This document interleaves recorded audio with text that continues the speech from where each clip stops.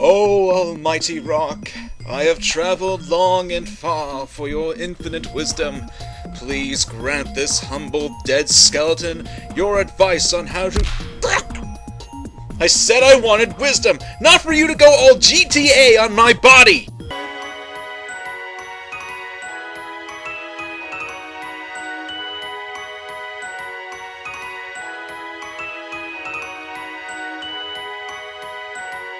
Man, the holidays keep coming earlier and earlier. First we had Scaremaster, which came out a lot earlier than expected. Thank you, iTunes. Then we got Hearthswarming Eve. And this is the second time winter has come in Equestria, my friends. Space is warped and time is bendable. Granted, time's already messed up in this series. But back to what you're here for. The holidays. Yep, it's Hearthswarming Eve again, and this time we're actually getting a little more insight on what the ponies do during the holiday. Gift giving, hanging dolls over the fireplace, and of course...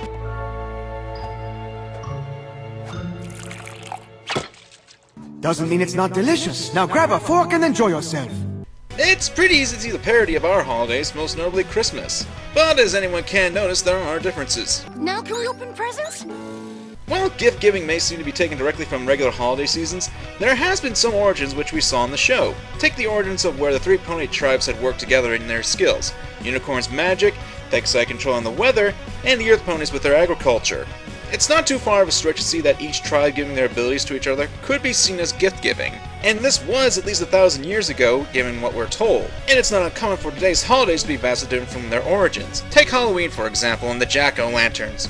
Did you know originally that jack-o'-lanterns were actually made out of turnips that were used to hold souls? Ah, good old-fashioned nightmare fuel. The point is, holidays can have references to their origins, but over time they transform due to different cultures blending in and bringing more into the traditions. If it happened in our world, it would happen in a fictional world. Although I do have to bring up something that's really odd, the Hearthswarming dolls. What's even sadder is I actually have one of those dolls. See? It was, it was from a time when I actually had, you know, a beak, feathers, skin, organs. I miss being alive! We interrupt our program to bring you this important message.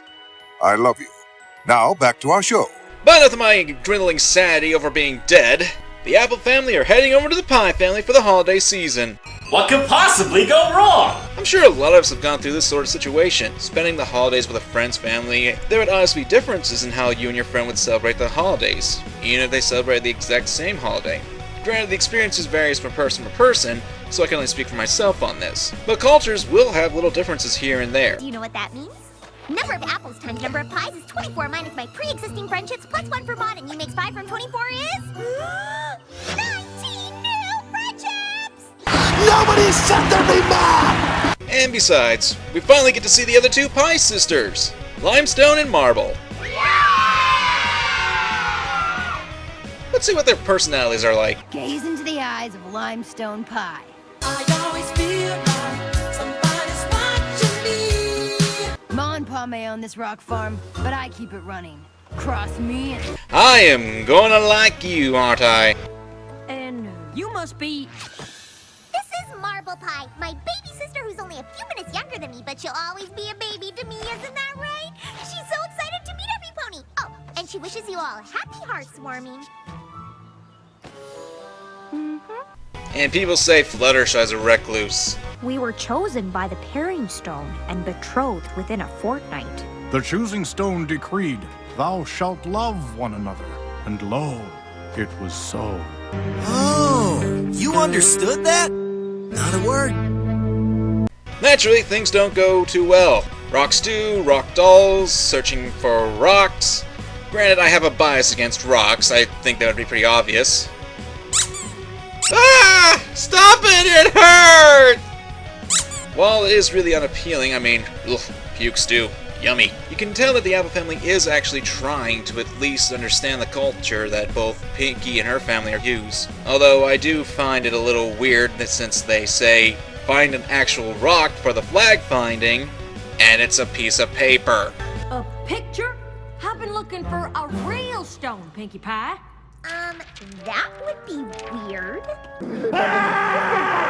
It's then that AJ's had enough and decides to put her traditions into the Pie families. You know, and instead of talking it out, and coming to a compromise. Then again, if that happened, we probably wouldn't have an episode. In all honesty, this actually does play into AJ's character. She has been shown to be pretty hard-headed and will go to great lengths to replicate traditions. Hell, we even saw that in the Apple Family Reunion episode where she tried to make everything just right for Granny Smith. But enough logic, it's time for absurdity! You planted your pole on a fault line.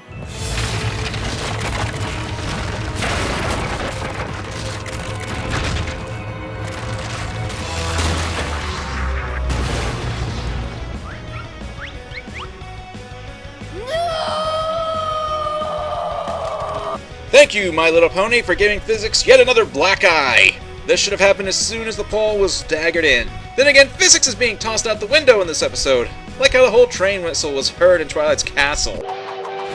That's us.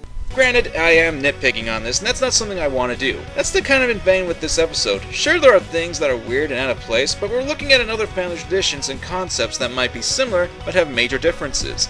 This was all a misunderstanding, every pony. I know Applejack, and she never do anything bad to any pony. This is all her fault. You and your stupid thoughtfulness can go to hell.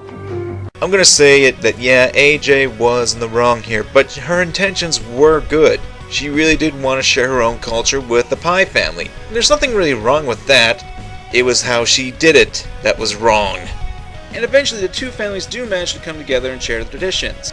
Although there is one thing that does make me cringe, the fact that they keep trying to pair Big Mac with Marble. And no, it's not because Big Mac's getting another shipping, it's the fact that they keep bringing up the chance that the two families could be related. Brilliant! Brilliant!